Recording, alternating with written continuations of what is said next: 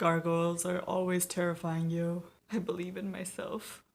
What's up with that crest? Oh, he's got a hitman on him already. Hello fellow anime geeks, welcome to another first impression video in this fall 2020 season where I'm trying every anime series premiere that I can.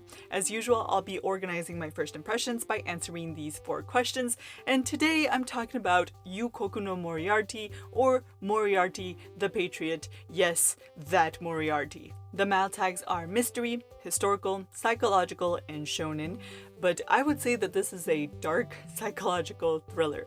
There is a mystery component, our protagonist does solve a case, but I think what's interesting about this show is what happens after he solves the mystery. This isn't your typical detective show. I mean, we're following Moriarty here, not Sherlock, and that's what makes it so thrilling. The setting is indeed historical. We begin by setting up the concept and giving a nod to the original Conan Doyle character, but much like in Murdoch Mysteries, we allude to this fictional timeline wherein Conan Doyle was actually inspired by the characters in our story.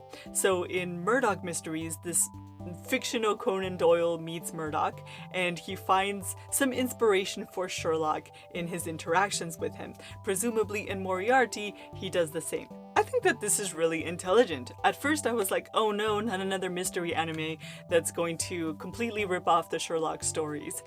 There's a long list, but most recently I remember from fall of last year, Kabukichou Sherlock, and I was not happy with that adaptation. But creating a fictional timeline wherein our characters exist alongside Conan Doyle not only opens up a whole bunch of different possibilities for plot lines, it also allows us to pick and choose the qualities of this established character to create a completely fresh new take on him. In this particular case, we're focusing on the title The Lord of Crime and how that comes about. This is where it gets dark, and this is why I think that this is a psychological thriller. Both Moriarty and Munou Nanana, which is the same season and unfortunately I watched back to back, they both made me severely uncomfortable by forcing me to look through the eyes of the bad guy. And what's weird is in Yuukoku no Moriarty, I felt comfortable being there. There's just one other work that has made me feel this way, and that's Stephen King's The Dead Zone. In terms of plot, our protagonist is one of 3 Moriarty brothers who lives in London at the end of the 19th century. Now, because this first episode was so focused on one case, we didn't really get to see the brothers do much of anything other than read the paper and drink tea, well, and I guess be involved in a crime. So it was only after reading the mal description, when I went back to check on the time period, that I realized that our protagonist, William, is supposed to be a mathematics professor. There is a shot of him in the beginning of the show, doing math. But that is so often in anime and dramas used to make a character look smart that I didn't put 2 and 2 together. Math pun. But I don't want to go too far into how they were actually involved in the case because spoilers. As far as what I find unique about this anime, I'm gonna go with 2 things I've actually already mentioned. One is the new interesting spin on the character Moriarty. I was negatively biased against the show. I was really dreading having to watch another Sherlock ripoff. But I actually ended up finding this version of the character Moriarty refreshingly unique.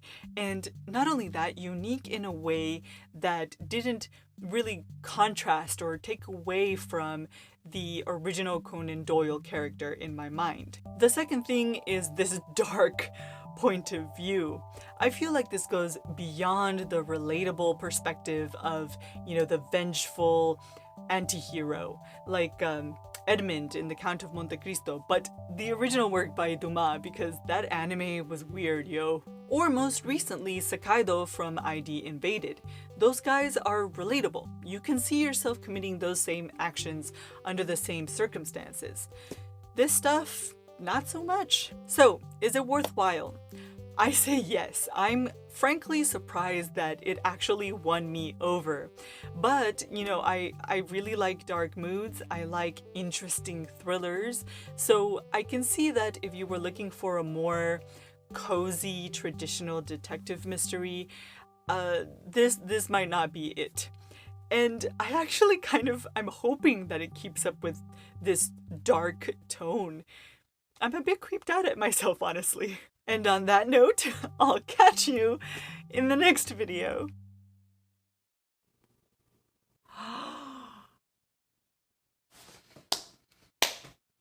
Oh, he brought the scissors. Oh, dang. Wow, that crud got dark.